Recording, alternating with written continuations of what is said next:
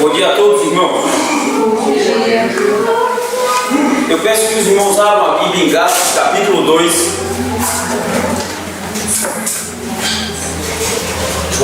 João já está lendo ali para 20. Desse tamanhozinho já está lendo para 20. E quando crescer, ele vai estar lendo Dória aqui em holandês. Gálatas, capítulo 2. Versículo de 11 ao 21. Qual é o nome da confissão de fé que nós vamos ensinar hoje? Qual é o nome, irmãos? É esse mesmo.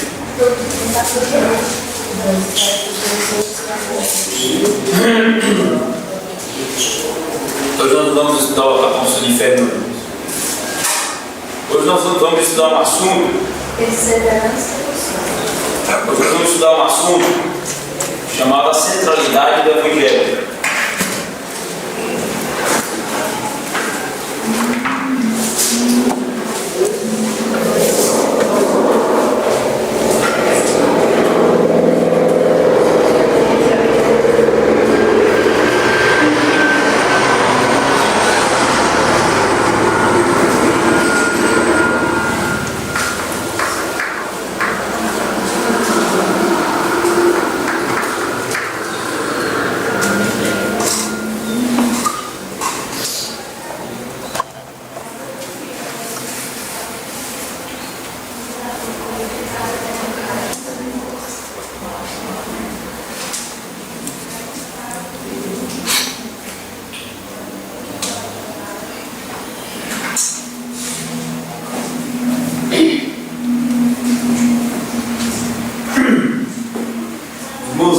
Esse assunto aí, a centralidade do Evangelho. E por que nós vamos estudar esse assunto, irmãos? A confissão de fé é muito excelente para o estudo, para o aprofundamento bíblico. E eu não abro mão da confissão de fé. Eu tenho predileção pelos documentos históricos, tenho predileção. Eu também não sou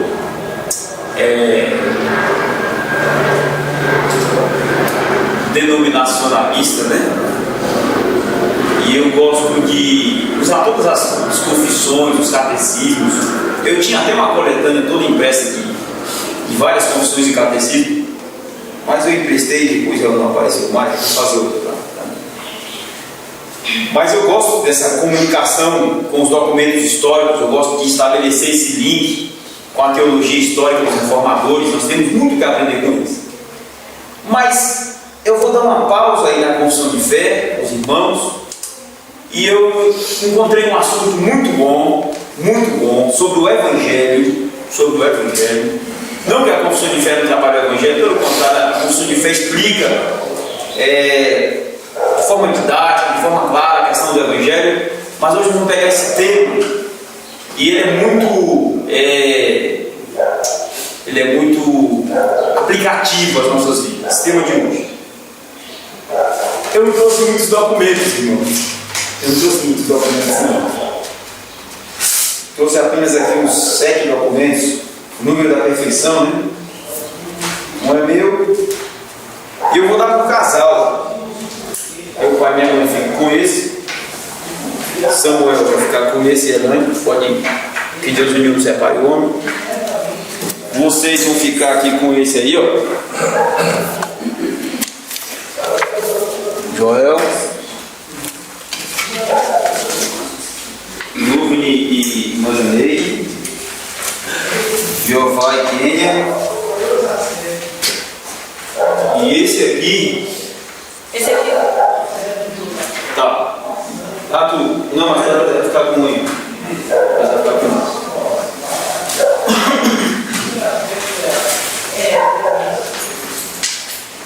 Irmão,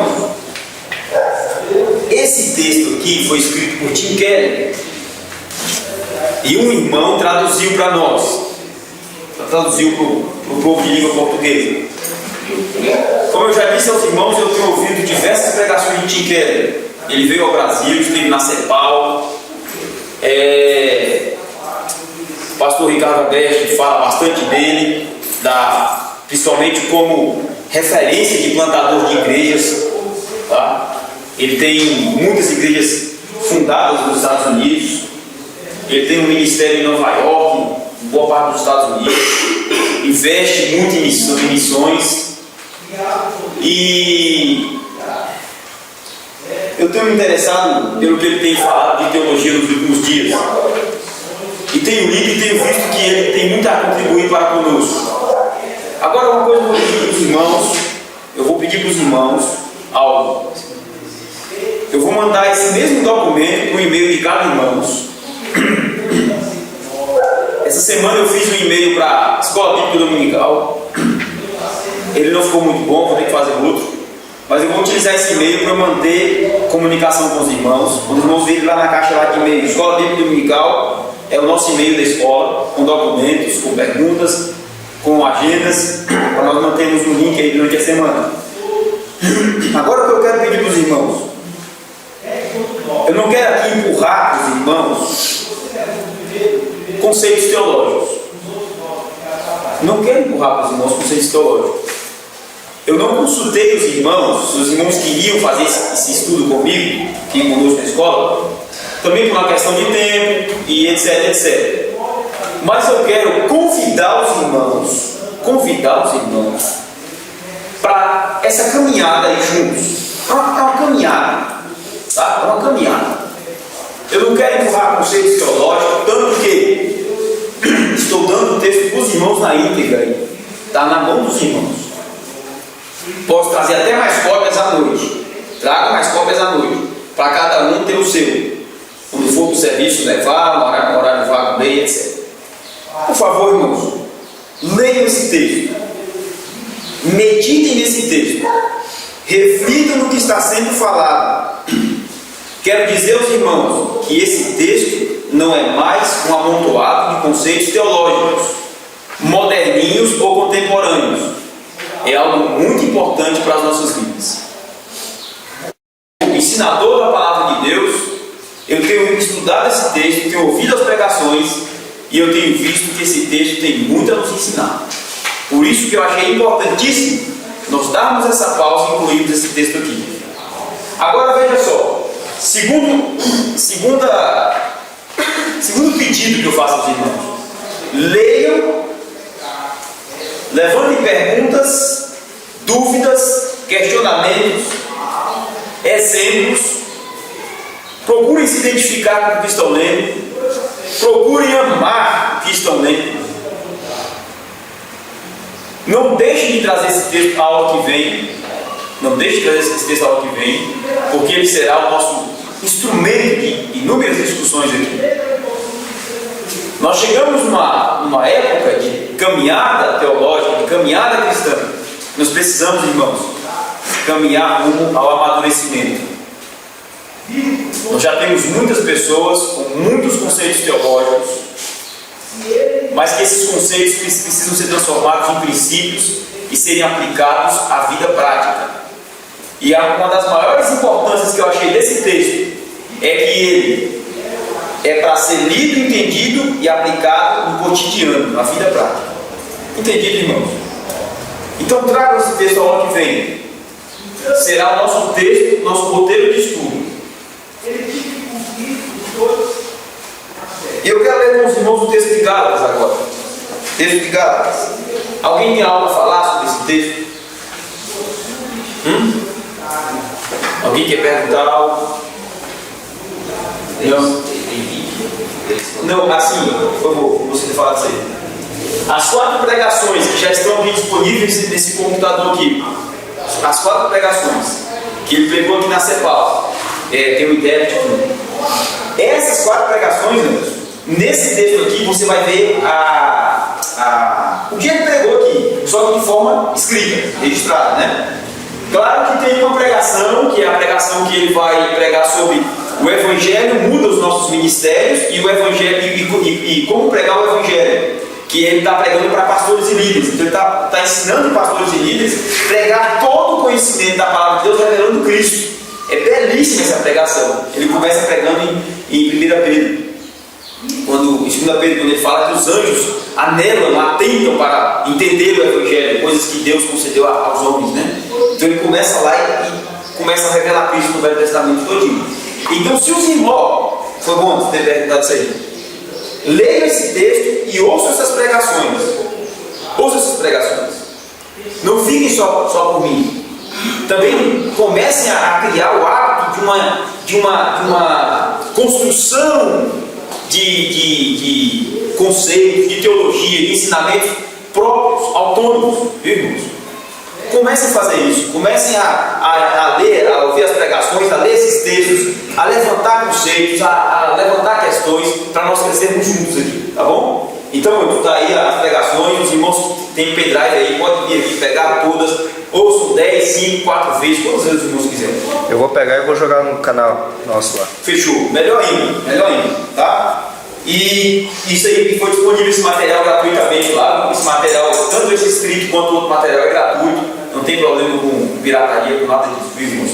Ninguém vai aí é vender. Ninguém vai aí é vender, porque senão nós vamos ter que processar vocês e entregar para a polícia.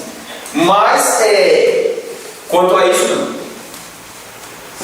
Vamos ler então o texto de Gálatas. Ele vai começar nesse texto aqui, nesse texto dos irmãos também. Hoje eu vou fazer a introdução dessa apostila. E vou deixar os irmãos com fome para que os irmãos leiam em casa, tá? O restante, leiam toda a apostila. Mas eu vou dar uma caminhada com os irmãos para os irmãos entenderem melhor. Gálatas capítulo 2, versículo 11 ao 21. Eu vou ler e peço aos irmãos que prestem atenção. Eu estou com a Bíblia de crente aqui e eu quero que os irmãos fiquem acompanhando a atualizada, tá? Os crentes mais modernos aí vão acompanhando a atualizada. Eu vou ler aí, irmãos. Peço aos irmãos que ouçam. Antes de ler, o texto vai falar sobre o quê? O texto vai falar sobre a repreensão que o apóstolo Pedro recebe por parte de quê? Do apóstolo Paulo. E por que ele recebe uma repreensão? Porque ele foi para a igreja da Galácia, estava lá com os irmãos da Galácia, e todos os irmãos da Galácia eram o quê? Gentios, pagãos, gentios, né? Comiam o que a lei de Moisés proibia. A lei de Moisés proibia comer porco, eles comiam, proibia comer caranguejo, eles faziam uma caranguejada de primeira e foram alcançados pelo Evangelho, tal qual Pedro foi alcançado pelo Evangelho, mas continuaram nos seus hábitos comuns, nos seus hábitos culturais, de comer caranguejo, de comer porco, de comer outras coisas e etc. Bem, e Pedro foi para lá, para a Galácia. E Pedro começou a se relacionar muito bem com aqueles irmãos e viver muito bem com aqueles irmãos. Só que aí veio uma comitiva de judeus da Galácia. E quando a comitiva de judeus chegou lá nessa região da Galácia, que encontraram-se com o apóstolo Pedro era o seguinte: quando os judeus chegaram, ele não mais comia com os gentios. Ele não sentava mais à mesa lá com os irmãos da Galácia, mesmo esses irmãos sendo salvos pelo mesmo Evangelho.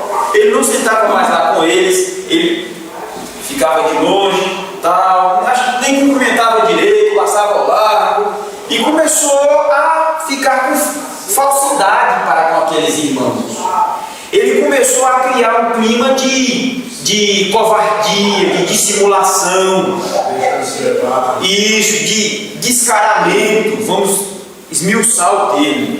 Ele ficou com vergonha dos irmãos da Galácia. Ora, mas vergonha dos irmãos que ele ainda há pouco tempo sentava à mesa com eles, e agora só porque chegaram os judeus e Pedro era judeu, Pedro não queria mais entrar em contato com aqueles irmãos, ficou assim meio ressabiado e dava assim um bom dia meio corrido, coisa lá do tipo, porque os judeus estavam ali, e Pedro ainda queria dar aquela aparência de judeu ortodoxo, né?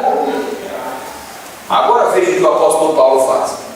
E o apóstolo Paulo, quando começou a observar aquilo da parte de Pedro, começou a observar que Barnabé, Paulo dizia assim, até Barnabé, que era um homem acostumado a estar no meio dos gentios, que fez viagens missionárias com Paulo, até Barnabé deixou-se levar. E mais alguns judeus ali convertidos pelo Evangelho estavam indo no mesmo comportamento de Pedro, se afastando dos gentios, com vergonha dos gentios, com covardia, com dissimulação.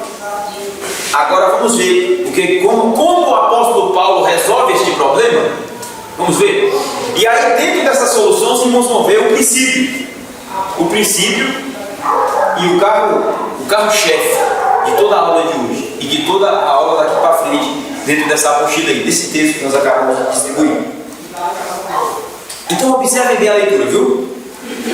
E, versículo 11, do capítulo 2: chegando Pedro a Antioquia, lhe resisti na cara. O meu texto diz na cara. Ele é bem enfático, né? A Bíblia de crente assim é bem enfático, bem direto. Diz assim: e chegando Pedro a Antioquia, lhe resisti na cara, porque era repreensível.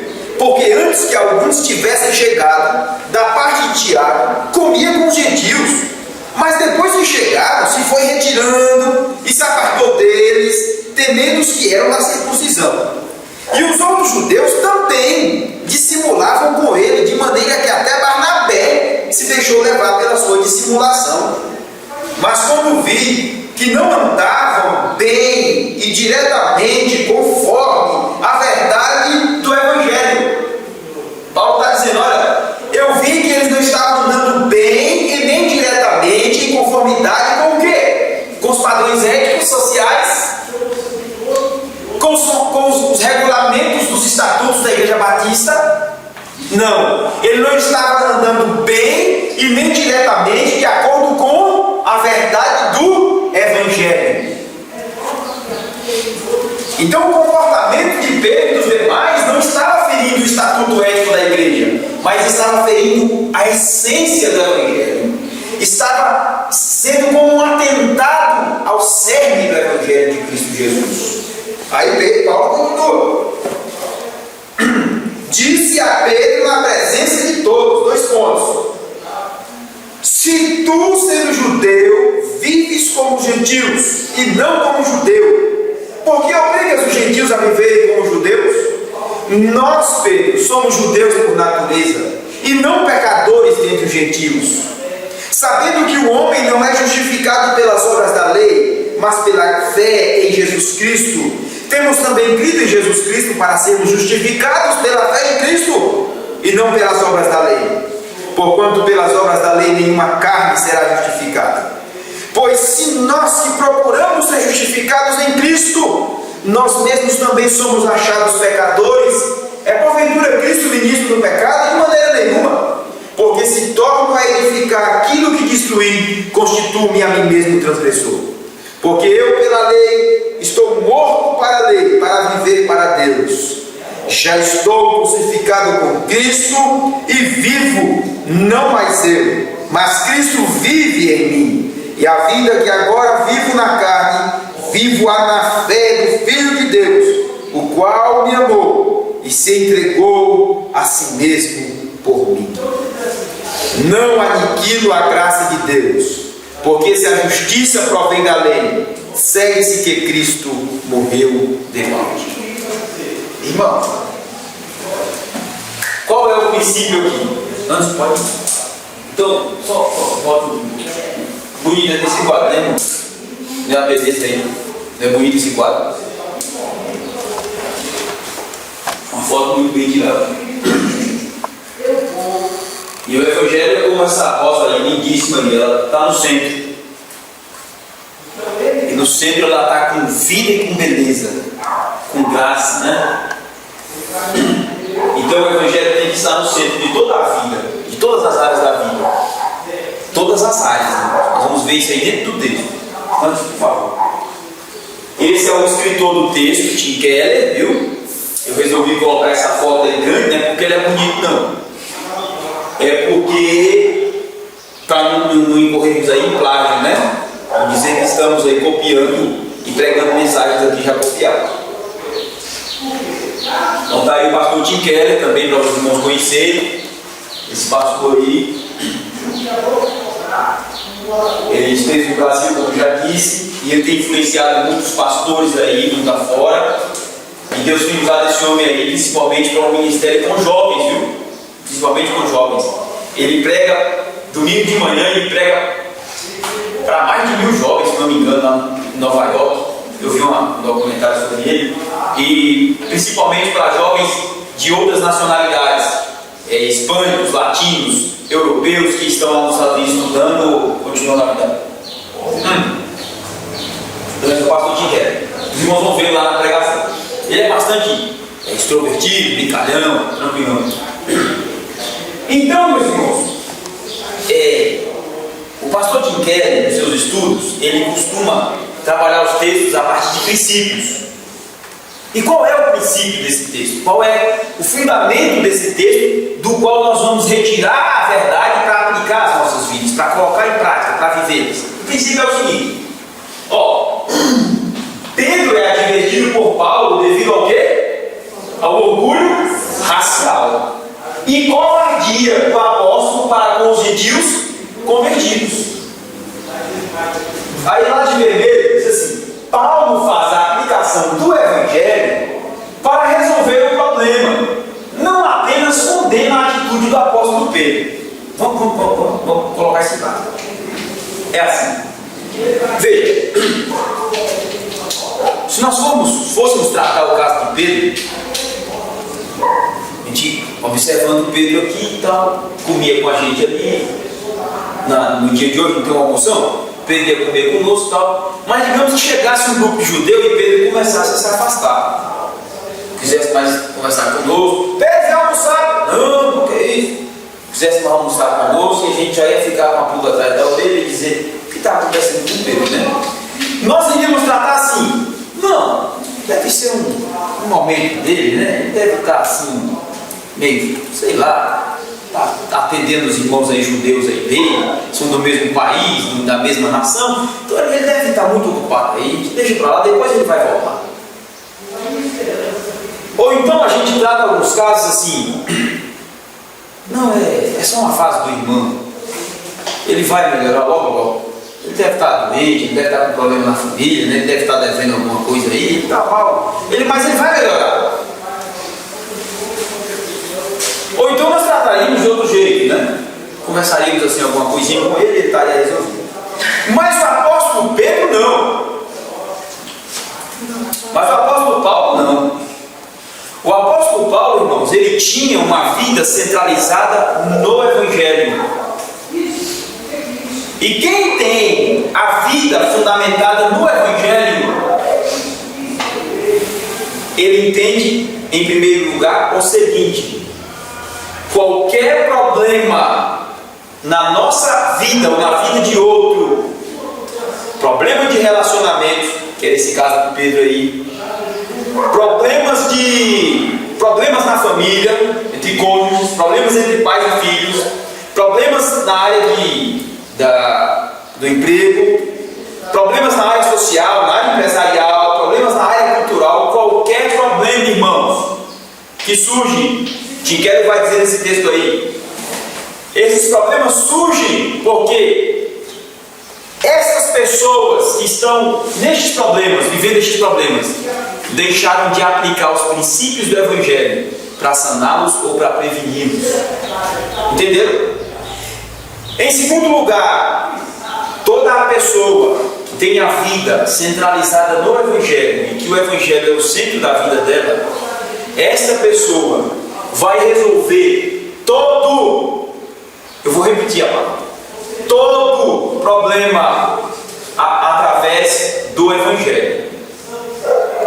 Não é resolver alguns problemas com a sua ética comportamental, ou não é resolver alguns problemas com o seu carisma, e outros problemas mais graves você vai usar o Evangelho.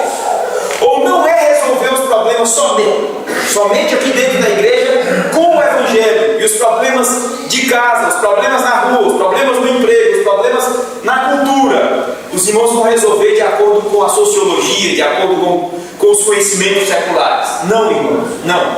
Se você tiver uma vida fundamentada no Evangelho, em primeiro lugar você vai ver todo o problema como uma não aplicação do Evangelho. Todo o problema foi ocasionado, todo o problema está sendo provocado, porque o Evangelho não está sendo aplicado como deveria ser aplicado. porque o Evangelho não está sendo compreendido como deveria ter sido compreendido, e porque o Evangelho não está sendo vivido em todas as suas implicações e aplicações para a vida. E os irmãos estão me entendendo? E em segundo lugar, todo problema deve ser trabalhado, deve ser tratado através do Evangelho e nada mais do que o Evangelho. Os irmãos estão entendendo? Então esse texto aqui é um princípio. Vejam, mas um simples, olha, a gente poderia dizer assim, um simples problema do apóstolo Pedro ter se afastado dos gentios, o que isso tem a ver com o Evangelho, não é? Não seria a pergunta? O que isso tem a ver com o Evangelho? Antes, por favor, irmãos, observem o texto agora. Esse aqui é o texto que eu acabei de ler para os irmãos. Os irmãos olhem em casa, peguem o texto e olhem quantas vezes, meus irmãos, aparece aí na resposta do apóstolo Paulo para Pedro, para curar Pedro desse pecado de dissimulação. Quantas vezes o apóstolo Paulo utiliza a palavra Cristo, justificação pela fé? Quantas vezes o apóstolo Paulo utiliza justificação, obras da lei, olha lá, Cristo Jesus, fé em Cristo, todos nós somos achados pecadores. Todos estes termos que o apóstolo Paulo está usando são termos que significam e estão dentro do conceito do Evangelho. Ou seja, Paulo utiliza a essência do Evangelho para curar o pecado de dissimulação e de covardia no apóstolo Pedro. Podia tivesse até não falar Paulo, porque não tem falar nada, porque ele também era. Ele também era apóstolo, né? Pois é. Chegou e escalou. Então, meus irmãos, o que eu quero que os irmãos entendam aqui é o seguinte. O que eu quero que os irmãos entendam, e a leitura vai reforçar isso aí, inclusive. Olha, todo problema, irmãos, das nossas vidas, de relacionamentos, de qualquer área, tem que ser tratado como o Evangelho. É como o Evangelho. E os irmãos vão ver, eles vão ver aqui daqui a pouco uma aplicação prática disso aí. Então, pode ir para o próximo, por favor. Entendendo o texto, olha lá. Quando não vivemos de acordo com o Evangelho, outros nos acompanharão nestes desvios. Leia aí para mim, Gálatas 2:13. Veja só o perigo de não estarmos vivendo no Evangelho e estarmos dentro de uma comunidade que se diz cristã. Olha aí, leia, por favor. E os outros judeus também dissimulavam com ele, de maneira que até Barnabé se deixou levar pela sua dissimulação. Irmãos, preste atenção. Pedro começou a dissimular. O que é dissimular? Irmãos, o que é dissimular? O que é dissimular, Lohan? Joab, o que é dissimular? O que é dissimular, irmão? Teatro. Teatro é fazer um teatrinho. Muito bom. É fazer o quê? Fazer pouco caso. Dissimular, irmãos. Dissimular é tudo isso aí. Traduzindo para nós aqui é ter duas caras. Entende? É o que a gente entende como ter duas caras. Aqui diante dos irmãos, os irmãos me veem como que irmão piedoso. Esse irmão é uma maravilha. Mas lá no meu ambiente de trabalho, na sociedade onde eu vivo, eu sou um monstro. Lá eu sou outro. Ou então fora do lar, eu sou uma pessoa super agradável. Mas minha esposa me conhece que eu sou dentro do lar. É um bicho feroz. Entende isso? Isso é ter duas caras, isso é dissimular. Então o apóstolo Pedro, antes dos judeus chegarem, o apóstolo Pedro estava assim, ó. Irmãos, pegava na mão, era aquele aconchego com os irmãos gentios. Quando a comitiva de judeus chegou, o que aconteceu? O apóstolo Pedro se afastou dos irmãos, não queria mais conversar com os irmãos. Quem sabe isso acontece no nosso meio? Quem sabe daqui um dia eu vou conseguir uma situação melhor financeiramente, e aqui dentro da igreja eu trato vocês que é uma maravilha. Mas quando os irmãos me encontrarem de terno e gravata ali fora, irmão Davi! Irmão Davi!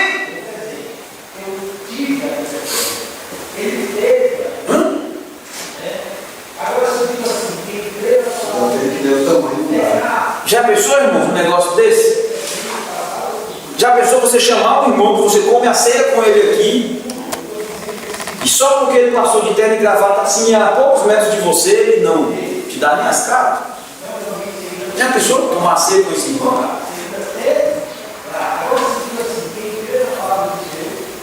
Já pensou você precisar de algo e bater na porta de um irmão e o irmão bater a porta na tua cara? Mas aqui dentro, não, Paz é, ó, pão de ló, é bolo de mel esse irmão.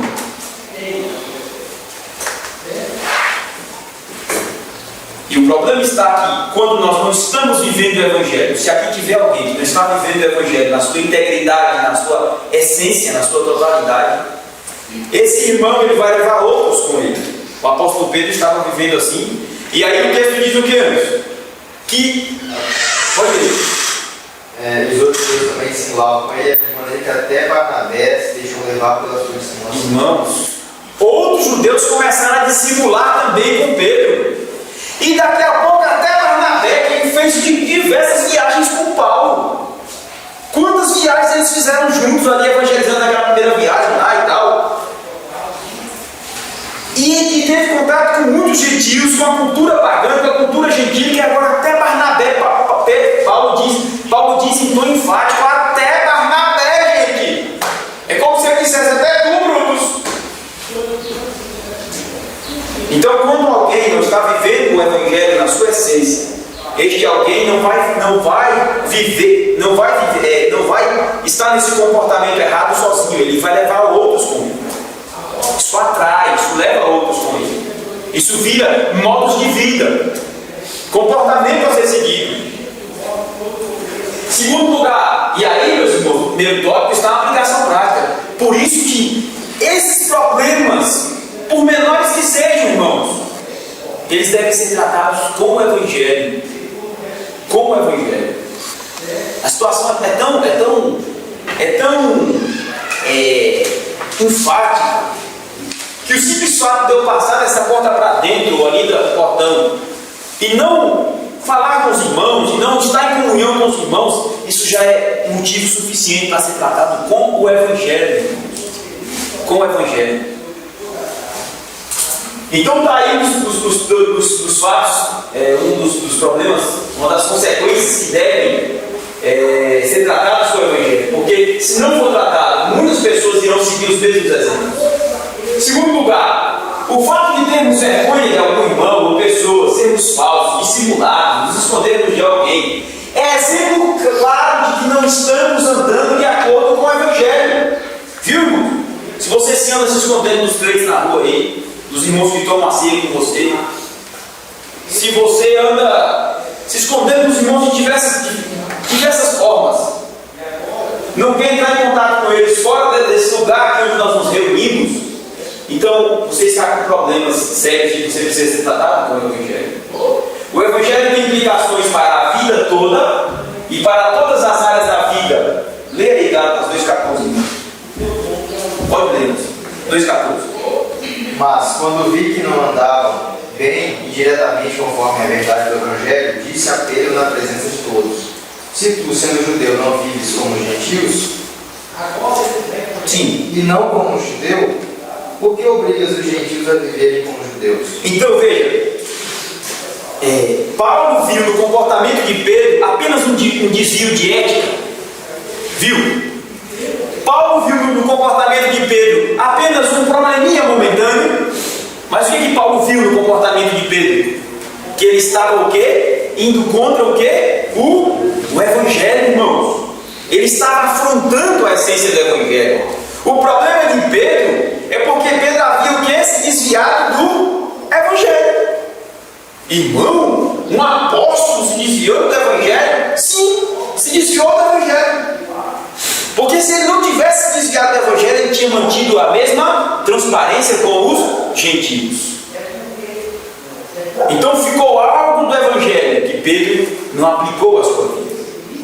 Havia partes na vida de Pedro que ainda não haviam sido o quê? Curadas, alcançadas pelo Evangelho, sanadas pelo Evangelho. E Pedro precisava naquele momento ali E o apóstolo Paulo, naquele exato momento ali colocado por Deus, para aplicar o Evangelho na vida do apóstolo Pedro. Esse apóstolo Pedro, irmãos, que o pastor está pregando aqui as cartas dele, viu? É esse mesmo apóstolo que está sendo repreendido na cara, diante de todos. Isso quer ensinar o seguinte para nós: todos aqui, do pastor ao membro mais novo da igreja, que não estão vivendo de acordo com o Evangelho, todos são o quê? Repreensíveis de acordo com o Evangelho. Não venha me dizer que você não é repreensível se você estiver indo contra o Evangelho. Porque se você vier com essa conversa, nós vamos orar para que Deus converta o seu coração com o Evangelho da graça. Porque todos dentro da igreja de Cristo são repreensíveis pelo Evangelho. Então está aí, irmãos. Somos todos o quê? Passíveis de repreensão, quando o Evangelho não é vivido integralmente. Compreenderam?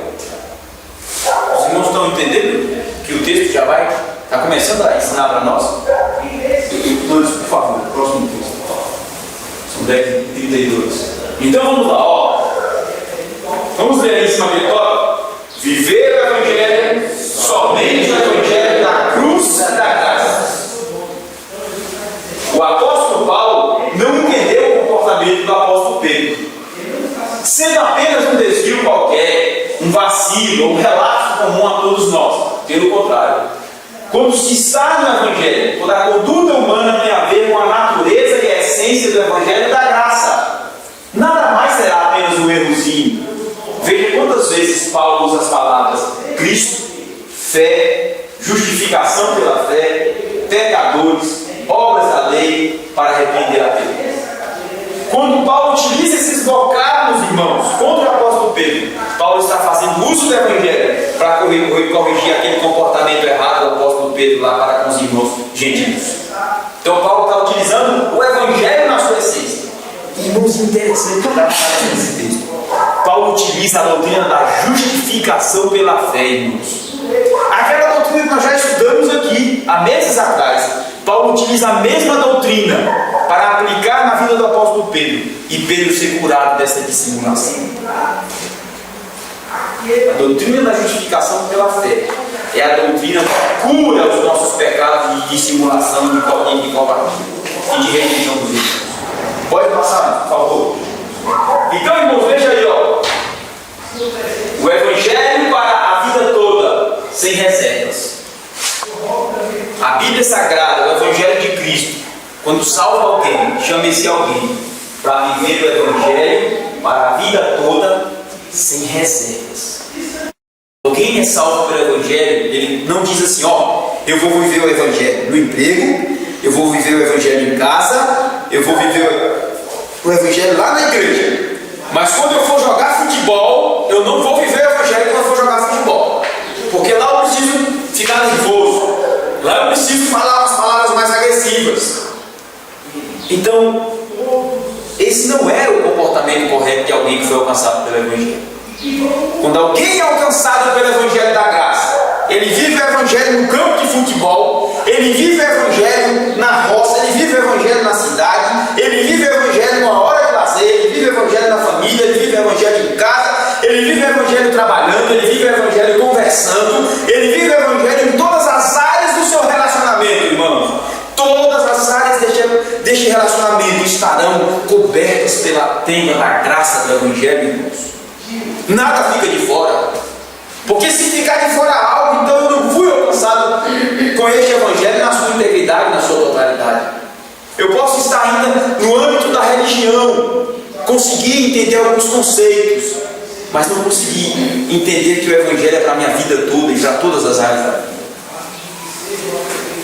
Então está aí o versículo 20 desse capítulo de Gálatas, 2 Gálatas, quando o apóstolo Paulo diz assim, olha só, é esse versículo aí que vai reforçar aquilo que eu acabei de dizer para os irmãos ali, o Evangelho para a vida toda sem reservas. Paulo vai dizer assim, e ainda Paulo está respondendo a Pedro, viu?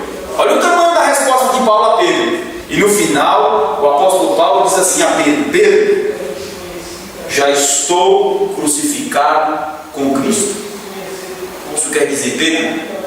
A minha vontade agora é escrava da vontade de Cristo. Pedro, eu agora morri para esse mundo de dissimulação, para esse mundo de covardia, para esse mundo de comportamentos contraditórios. Eu estou crucificado com Cristo. E quando a gente entende essa expressão de estar crucificado com Cristo, se ele diz que está crucificado com Cristo, Paulo está dizendo assim para Pedro: Pedro, eu sou todo de Jesus Cristo, porque é com ele que eu estou crucificado. Eu sou propriedade exclusiva de Cristo e do Evangelho. Essa vida que agora eu levo como a vida de um crucificado, morto para o mundo, para as suas paixões, para as dissimulações, para as covardias, para as iras, para as contendas. Eu estou crucificado para tudo isso, Pedro, porque estou crucificado com Cristo na cruz. E ele diz assim: mas o fato de eu estar crucificado, Pedro, não é que eu anulei toda a minha vida. Tem gente que acha que é assim: não, sou salvo pelo Evangelho agora, então eu vou estar crucificado com Cristo. Então eu não vou mais sair com os amigos, eu não vou mais falar com o vizinho da esquina, eu não vou mais passar na frente de um bar, porque senão eu vou pecar. Eu não vou mais conversar com os amigos lá no serviço que jogam futebol, porque senão também vou estar em pecado. Eu não vou mais para o cinema, porque lá dentro também eu vou pecar. Então agora eu sou crucificado com Cristo, eu vou para o céu. Não, peraí. Você está crucificado com Cristo, mas Cristo ainda te mantém neste mundo. Você não está mais no mundo de pecado, no sistema mundano, mas você ainda está no mundo real que Deus criou. O mundo é teu, Senhor. Lembra dessa música? Não é isso? O mundo é do Senhor, e é neste mundo que Deus quer que os filhos dele sejam luz em meio às trevas. E é neste mundo, no campo de futebol, lá no cinema, lá na escola, lá no trabalho, dentro de casa, fora de casa, passando na rua, viajando, estando em outra cidade, em outro país. É lá que Deus te quer como luz e como sal. Luz para iluminar as trevas e sal para dar sabor a este mundo e à vida de outras pessoas. É neste mundo. Aí tem gente que acha que crucificado com Cristo, ele vai anular todas as áreas da vida dele para não pecar mais, ou para não ser tentado pelo pecado. E Paulo diz assim: estou crucificado com Cristo. E Paulo diz assim: e vivo. Mas como é que um crucificado vive, irmãos? Um crucificado não já está morto? Cristo não foi morto na cruz crucificado? Olha só as ideias paradoxais que Paulo trabalha ali dentro do texto. Eu estou crucificado, mas para o quê? Para as minhas paixões, para o velho homem, para o mundo de pecado, para a covardia, para a dissimulação e etc. Mas eu vivo o quê? Eu vivo. Não mais eu, não mais o homem velho, não mais o egoísmo, não mais o homem que acha que é dono do seu nariz, que acha que é dono da sua vida, que faz o que quer, que sai rebelde de casa e que o pé leva e a barriga atrás. Não é esse homem, não. Pedro diz assim: não mais vivo eu, mas quem vive nele agora? Cristo. E o que é Cristo vivendo em mim, irmãos? Vamos para uma aplicação prática. O que é Cristo vivendo em mim? Eu senti uma coisa boa todo dia de manhã, uma aura transcendental, uma luz aqui dentro do peito que chega e ilumina nas paredes de casa. É isso? Não, irmãos. Cristo vivendo em mim é eu vivendo o Evangelho da graça todos os dias. É viver o Evangelho puro e simples em todas as áreas da vida. Isso é Cristo vivendo em mim. Não é achar que você vai acordar de manhã e uma voz vai raiar do céu com a luz assim em cima da sua cama. Bom dia, meu filho querido, eu sou Jesus. Não é isso, irmão. É você acordar todos os dias cheio da graça de Deus, do Espírito Santo, da palavra dele, e sair para viver a vida na sua simplicidade. E uma vida toda debaixo do Evangelho, redimida pelo Evangelho. E uma vida toda sendo redimida por você através do Evangelho de Cristo Jesus. Então Paulo está dizendo: ó, eu vivo. Não mais eu, não velho, mas é Cristo vivendo em mim. É eu vivendo o Evangelho que Cristo vai estar vivendo. E quando ele diz que é Cristo que vive nele, ele diz assim: eu não vou mais nessa de autossuficiência. Eu não estou mais nessa caminhada de achar que eu dou conta de tudo. Eu não estou mais nessa caminhada de achar que eu vou dar conta de vencer os meus pecados sozinhos, de que eu vou conseguir vencer as minhas tentações sozinhos. Não. Cristo vive em mim, e é dele que vem a graça total e completa para eu vencer a mim mesmo, para eu vencer o pecado, para eu vencer a luta das tentações e pela graça ser salvo. Paulo está dizendo: toda a minha vida depende de Cristo, e é de Cristo que vem para mim toda a graça que eu preciso para viver, de acordo com o Evangelho dele. Então ele abandona toda essa vida de autossuficiência, toda essa vida de religião. Não, eu sou crente, por isso eu vou vencer o mundo. Não, eu sou religioso, por isso eu sou melhor do que os outros. Não, Senhor, é Cristo vivendo em mim. Cristo vivendo em mim. É a minha suficiência, é Cristo. Se eu... Aí Paulo disse, lembra do versículo passado que estudamos na aula passada? Que o apóstolo pode dizer assim: pela graça de Deus eu sou o que sou. É pela graça que eu sou o que sou. Aí ele diz: Cristo vive em mim, e a vida que o quê? Olha o advérbio ali de tempo, que há agora vivo na carne. Irmão, esse negócio de viver na carne, se você falar isso aí dentro de outras igrejas aí, irmão, não está na carne, quer dizer que alguém está em pecado, quer dizer que alguém está se entregando no pecado. Mas essa expressão aqui, viver na carne, irmãos, não quer dizer que Paulo estava vivendo uma vida de pecado, não. Quer dizer que Paulo estava vivendo a realidade da vida, porque a palavra carne aí dá sentido de viver o Evangelho dentro deste tabernáculo de carne e osso. Paulo estava vivendo o Evangelho, irmãos, sendo humano na sua completude, na sua inteireza. E os irmãos entenderam? O Evangelho, irmãos, é para nós vivermos como seres humanos que somos. O Evangelho é para os seres humanos viverem. Não é para um fantasma, um espírito melhorado viver, não.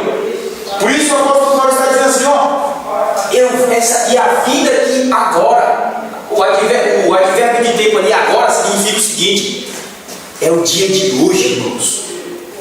É o dia a dia. É o dia do calendário, é o dia do relógio.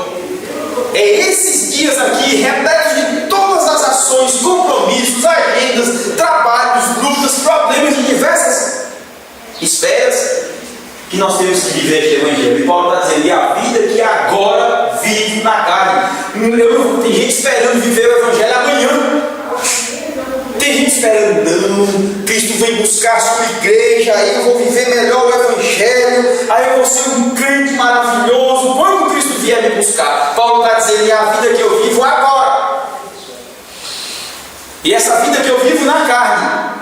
É interessante quando Paulo diz isso, que ele vive na carne.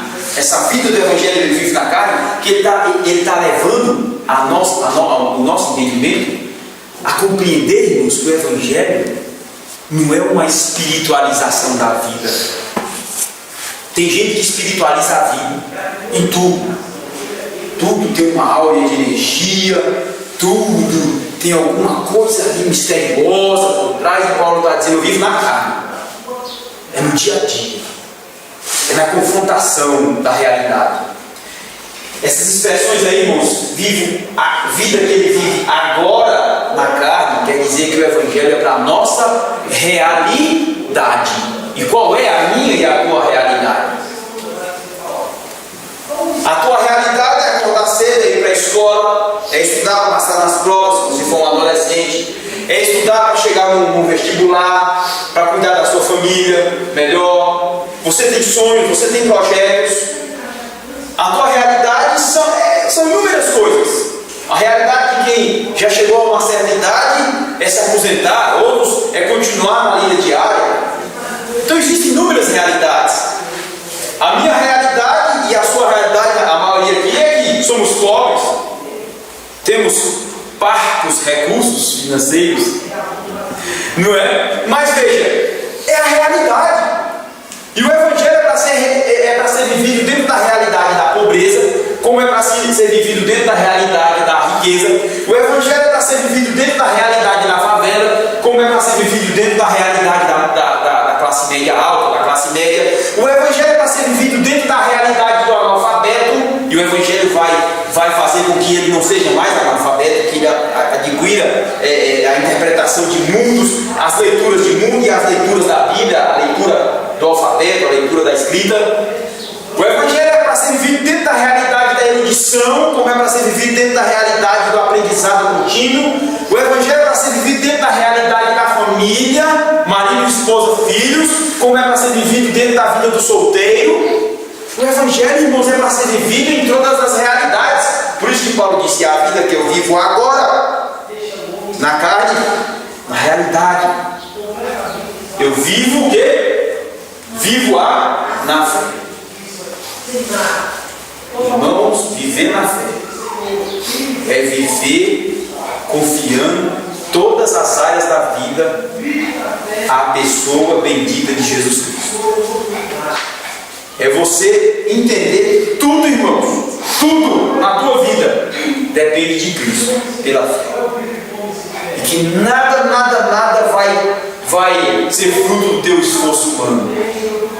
Quando você chegar lá, onde Deus vai te colocar, não chega lá e diga assim: não, falei tanto para conseguir isso, fruto do meu trabalho.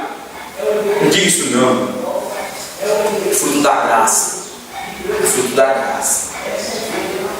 E ainda diga assim: é fruto da graça, e eu agradeço a todos que contribuíram aqui para que eu chegasse a esse ponto. E no final, como prova de que a sua gratidão não vai ficar só em palavras, sirva o reino de Deus com o que Deus tem te dado. Sirva o reino de Deus com a carreira que Ele te deu. Sirva o reino de Deus com a profissão que Ele te deu. Sirva o reino de Deus com o dinheiro que Ele tem te dado. Sirva o reino de Deus, irmãos, com a boa comunicação que Ele tem te dado. Sirva o reino de Deus, se você é grato a Ele. Ponha tudo quanto Deus te deu, ó, disponível ao reino dele. Isso é prova de gratidão.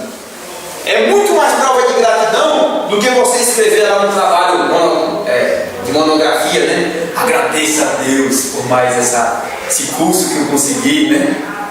E depois do curso, como é que você tem sido grato a Deus? Como? Ficando rico? E não servindo o reino de Deus? Isso não é exemplo. Isso não é exemplo de servir o reino de Deus, de ser grato a Deus. Então está ali, ó. Viva na fé no Filho de Deus. É tudo pela fé, é tudo confiando em Deus. Nada em você mesmo. Você confia em Cristo. Os seus recursos vêm de Cristo. A graça que você precisa vem de Cristo. E ele diz assim, ó, irmãos, isso aí é um princípio maravilhosíssimo. É aí, meus irmãos, que Pedro foi curado da dissimulação dele. Olha só. Vivo na fé no Filho de quem? De Deus, que é Cristo, não é? Só essa expressão aí, Filho de Deus. Esse Filho de Deus, ele veio habitar entre os homens. Ele se fez carne. Ele foi homem perfeito. Ele sofreu os meus sofrimentos. Então ele se identificou completamente comigo.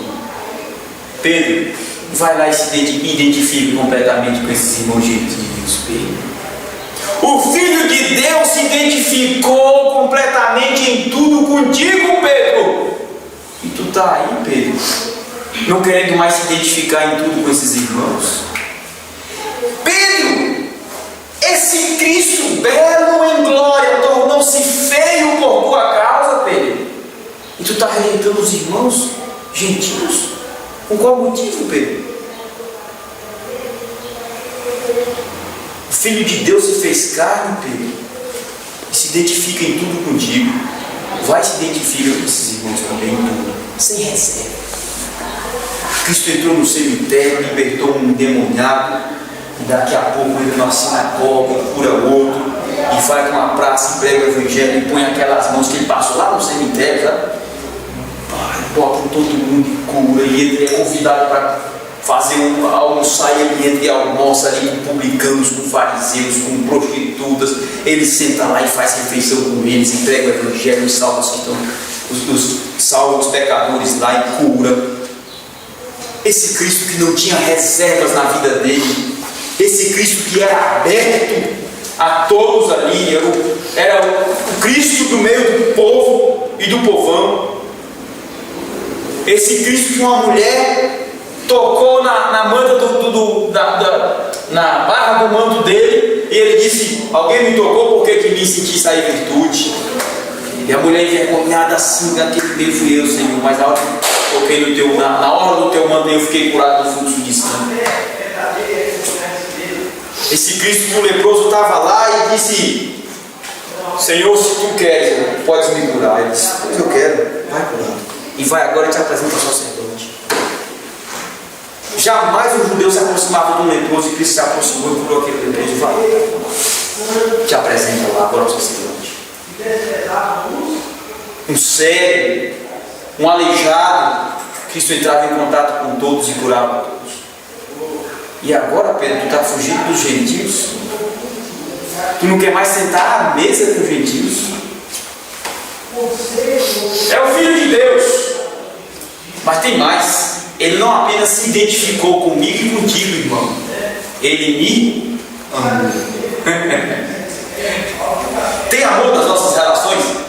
Nos nossos relacionamentos uns com os outros? Primeiro, tem identificação? Eu estou me identificando com os irmãos aqui? Ou eu estou me afastando dos irmãos? Ou eu estou me achando mais bonito do que os irmãos? Ou eu estou me achando mais cheiroso do que os irmãos? Acho que nem, porque o máximo que eu peguei ali estava no cu. Mas eu estou me achando mais rico do que os irmãos? Rico em quê? Eu estou me identificando com cada um aqui? E os irmãos estão se identificando uns com os outros? Como o Filho de Deus se identifica com pecadores? Agora o próximo passo. Tem amor nesses relacionamentos? Ou só tem cumplicidade social? Ou só tem formalidade religiosa? Se fosse uma igreja mais fervorosa, né? A paz do Senhor, irmão. Ô, glória. Paz do Senhor, querida, amada. Mas aí numa igreja reformada o negócio é mais formal ainda, né? Bom dia, irmão. Tudo bem? Bom dia. Tá. Boa noite, irmão. Mas tem, além desse bom dia, tem havido amor? Tem havido estreiteza, calor no coração? Interesse pelos outros? Ou nós estamos vivendo como Pedro? Cristo me amou, mas ele não amou só de palavra, irmão. Porque amar com bom dia é muito fácil. Não é não? Amar com bom dia? Mas não é bom dia de pitbull, não. Não é esse bom dia, não. É bom dia mesmo de coração alegre. Não é? Mas amar com bom dia é fácil. Mas olha o que o Filho de Deus fez. E se ele entregou a si mesmo por mim. Ele está dizendo, irmãos, Pedro, Cristo se entregou por mim. A prova de amor dele foi completa, foi voluntária, foi total. Como é que eu tenho demonstrado amor para com os irmãos? Me afastando deles?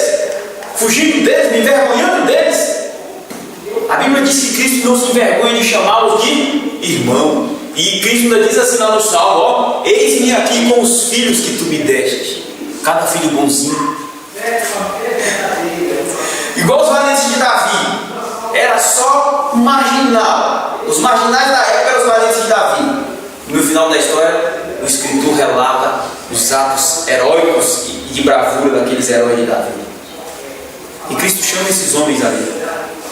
Lembra do rei que mandou encher o seu salão de festa? Vão então lá os falados e tragam para mim os cegos, os mendigos, os tetraplégicos, todos aqueles que não têm de forma alguma como me pagar. Tragam e encham aqui esse banquete para mim, desse tipo de pessoa. Você se considera um cego? Você foi um dos aleijados que Cristo trouxe lá dos balados e becos da vida?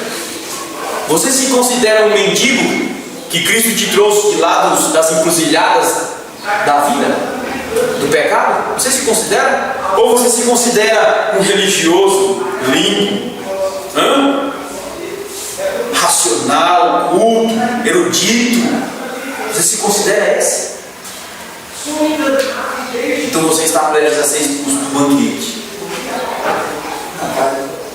Pedro vai entrar na chaparral. O Pedro não ia evangelizar chaparral, não. E aí diz: e se entregou a si mesmo por mim. E diz: não faço o que, irmãos? Nula a graça de Deus. Porque se a justiça vem mediante a lei, logo Cristo morreu em vão. Anular, irmãos, a graça de Deus, irmãos, é olhar para a cruz e não viver o que a cruz está me ensinando. Tudo isso aqui que eu já falei. E anular a graça de Deus é nesse contexto aí que Paulo está chamando a consciência de Pedro para a vida dele na religião judaica. Pedro, quando tu era judeu, tu achava que tu ia ser salvo pelo cumprimento da lei.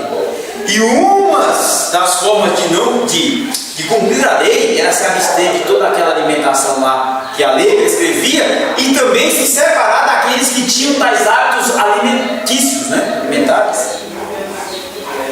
E aí Paulo vai dizer: Pedro, não anula a graça de Deus, uma vez que a graça veio, gentil, não gentil, todos são o quê? Equalizados diante da cruz de Cristo. Veio Cristo e derrubou a parede de separação que havia no meio, e dos dois povos somos um, Pedro. Nós agora somos um só povo em Cristo Jesus. A igreja de Cristo agora é composta de judeus e de gentios, de nordestino e de candango, de gaúcho e de carioca, de paulista e de amazonense, de paraense, de mineiro, de todos os costumes, de todos os sotaques, de todas as culturas. A igreja de Cristo vem e amarra todo mundo num fecho só e diz: são todos filhos de Deus, pela obra completa de Cristo Jesus. De ricos e de pobres. Pois não. Pedro pode ter passado por uma situação dessa lá. Com certeza. De pobreza. Com certeza. Ele não deve ter muito papo com Israel, mas ele tinha visto que Deus amava os dois povos, tanto gente mas aí e vai e ainda continua com esse erro, até Deus tratar com ele aí na Galácia. Então, irmãos, não vamos transformar a graça de Deus em vão. Se você tem visto a graça na cruz de Cristo, na obra de Cristo, vamos viver essa graça que Ele vive para com pecadores como você e eu. Já pensou, irmãos, você vai clamar a Cristo e Ele dá as costas para você e te desconhece? Já pensou? Um momento assim, você, Cristo me ajuda, e Cristo vira as costas e sai andando como se você nem existisse. Já pensou se nós fôssemos buscar Cristo de manhã e Ele não se assentasse mais à mesa conosco? Já pensou nisso? Por que é que eu ainda me escondo dos meus irmãos? Que eu tenho vergonha deles? Porque eles são pobres e Cristo tornou-se um pobre. E lá na Galileia ainda, Nazaré, nasceu de uma família pobre, num lugar pobre, e morreu pobre e humilhado. Pobre e humilhado. É porque eles são pobres, irmãos.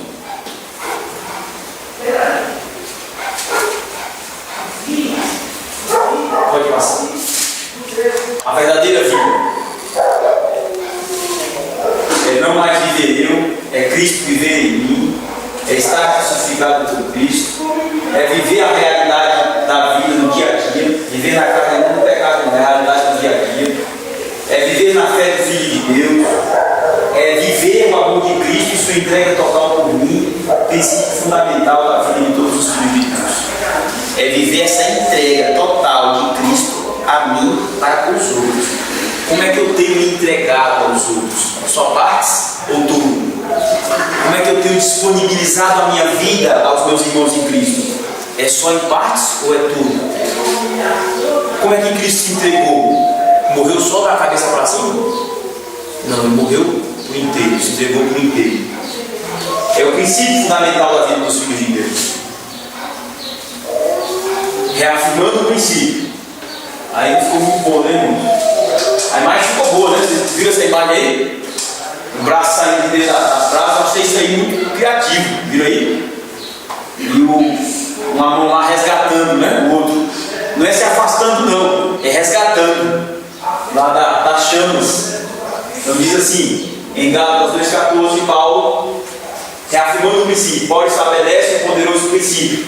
Ele lida com ele. Ele lida com o orgulho racial e covardia de Pedro, declarando que ele não estava vivendo o Evangelho, de acordo com a verdade do Evangelho. A partir disso, vemos que a vida cristã é um processo de renovação de todas as dimensões da nossa vida: espiritual, psicológica, empresarial pensamento, esperando as direções ou ramificações do Evangelho. O Evangelho deve ser aplicado em todas as áreas do pensamento, sentimento, relacionamento, no trabalho, no comportamento. As implicações e aplicações de Gálatas 2 e 14 são vastas. São vastas. Os Gálatas 2 e 14 aqui são aplicáveis em todas as áreas da vida. Gálatas 2 e 14. Para finalizar, pode ir. Gálatas 2 e 14, eu quero ler para os irmãos aqui, que diz assim: mas quando vi que não andavam bem e diretamente conforme a verdade do Evangelho, disse a Pedro na presença de todos: se tu, sendo judeu, vives como gentios e não como judeu, por que obrigas os gentios a viverem como judeus? Um ponto de interrogação. Esse é o princípio. Esse é o princípio. Qualquer falha na nossa vida, qualquer falha no nosso caráter, é falta do Evangelho. Precisa ser tratado com o Evangelho. Com o Evangelho.